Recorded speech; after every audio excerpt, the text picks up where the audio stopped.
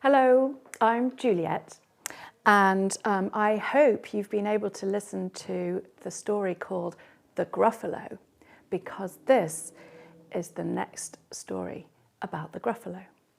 And it's called The Gruffalo's Child by Juliet Donaldson and Axel Scheffler.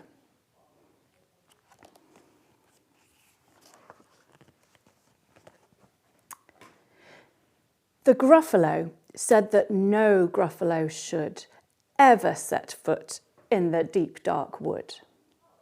Why not? Why not? Because if you do, the big bad mouse will be after you. I met him once, said the Gruffalo. I met him a long, long time ago. What does he look like? Tell us, Dad. Is he terribly big and terribly bad? I can't quite remember, the Gruffalo said. Then he thought for a minute and scratched his head. The big bad mouse is terribly strong, and his scaly tail is terribly long. His eyes are like pools of terrible fire, and his terrible whiskers are tougher than wire. One snowy night, when the Gruffalo snored, the Gruffalo's child was feeling bored. The Gruffalo's child was feeling brave, so she tiptoed out of the Gruffalo cave. The snow fell fast and the wind blew wild. Into the wood went the Gruffalo's child. Aha! Aho! A trail in the snow. Whose is this trail and where does it go? A tail poked out of a log pile house. Could this be the tail of the big bad mouse?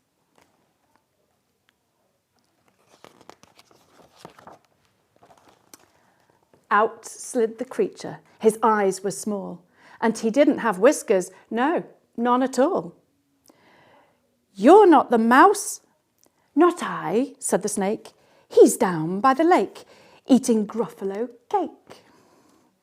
The snow fell fast and the wind blew wild. I'm not scared, said the Gruffalo's child. Aha, aho, marks in the snow. Whose are these claw marks? Where do they go? Two eyes gleamed out of a treetop house. Could these be the eyes of the big bad mouse?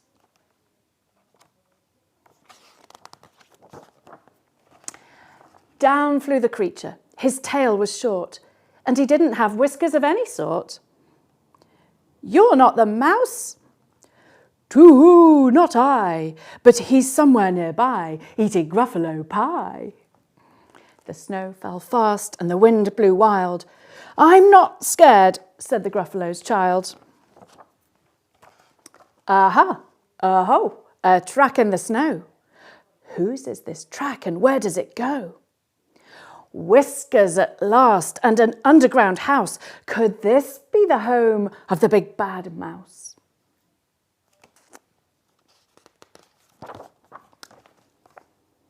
Out slung the creature. His eyes weren't fiery. His tail wasn't scaly. His whiskers weren't wiry. You're not the mouse?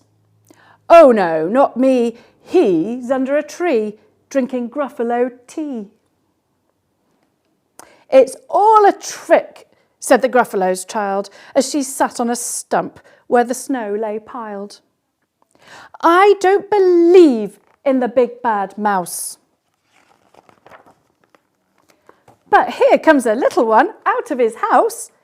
Not big, not bad, but a mouse at least. You'll taste good as a midnight feast.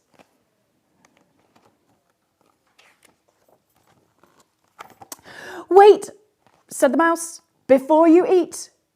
There's a friend of mine that you ought to meet. If you'll let me hop onto a hazel twig, I'll beckon my friend so bad and big. The Gruffalo's child unclenched her fist.